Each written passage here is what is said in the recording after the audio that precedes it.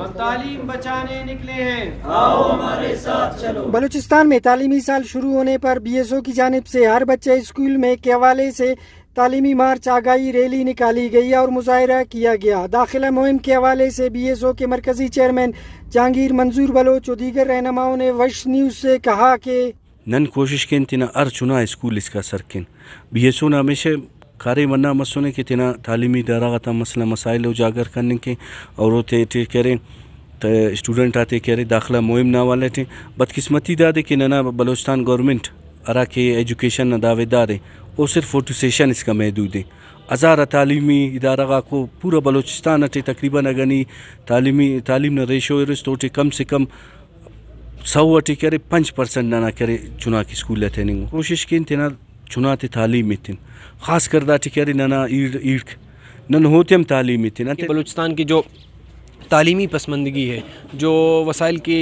ناموجودگی کی وجہ سے جو طالب علم جو بچے اسکولوں سے دور ہیں ان کو اسکولوں کے اندر لانا، ان کو پڑھائی کی طرف راغب کرنا، ان کو آگاہی دینا، ان کو اویئر کرنا اس چیز کے بارے میں کہ وہ ان سہولت نہ ہونے کے باوجود بھی وہ اسکولوں کو پہنچیں، اسکولوں میں تعلیمی جیسا تیسا نظام ہے اس نظام کے ساتھ چل کر اپنی تعلیمی جو ہے نا اس کو پورا کریں کوٹے کو، تاکہ یہ ہمیں آگے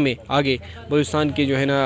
مستقبل کے لیے آ کر اچھے معمار بنے اور بلوچ قوم کے مسئلوں کو آگے لے جائیں اور انجینئرز بنے، ڈاکٹرز بنے۔ اور قوم کو جو ہے نا آج صرف اور صرف تعلیم کی ضرورت ہے، کوئی بھی قوم بغیر تعلیم کی ترقی نہیں کر سکتی، تعلیم ہی ترقی کا راز ہے۔ اور تمام لوگوں سے گزارش کرتا ہوں کہ اس مہم میں ہمارا ساتھ دیں اور اپنے بچوں کو، اپنے عزیز اقارب کو جو ہے نا تعلیمی اداروں میں لا کر ان کو داخلہ کروائیں تاکہ تعلیمی شعور آگے بڑھ سکے۔ بلوچستان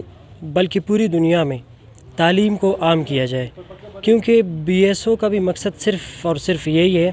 کہ تعلیم بس، اور ہمارا کوئی بھی مقصد نہیں، مقصد یہی ہے کہ وہ تعلیم کی طرف جائے اور اپنے بچوں کو تعلیم دے۔